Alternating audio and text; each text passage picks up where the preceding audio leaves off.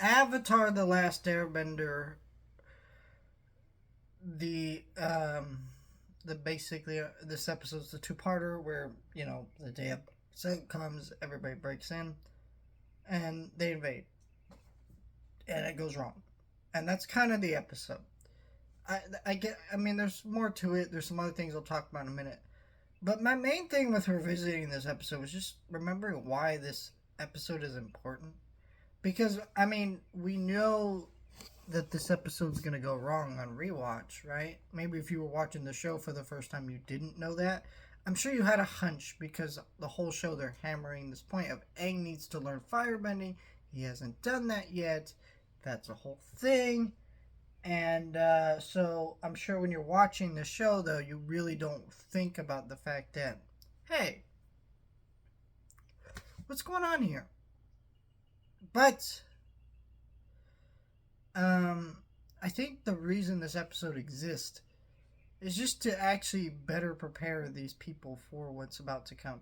Because everybody just narrowly escaped. Yeah, they knew that Fire Lord was, or not the Fire Lord, Azula was prepared for them.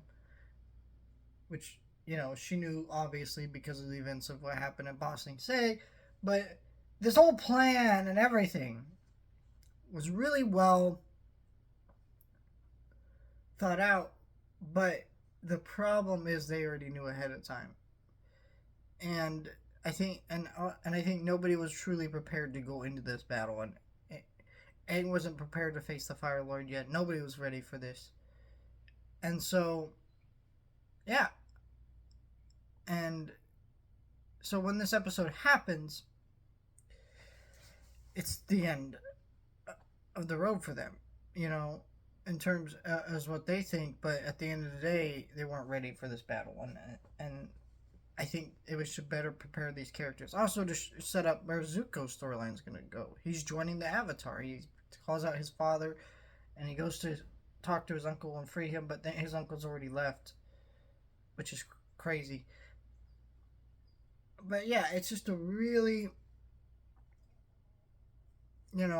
touching moment where Zuko's calling out his father. That's just really cathartic and satisfying. Also, Firelord learns that the Avatar is alive, which is an important detail because at this point, Azula knows, and quite a bit of the Fire Nation knows. I'm imagining, but somehow Ozai didn't, which is not what I remember. But yeah, so this all was very well done and crafted. Sets up a lot of where the rest of the season is gonna go.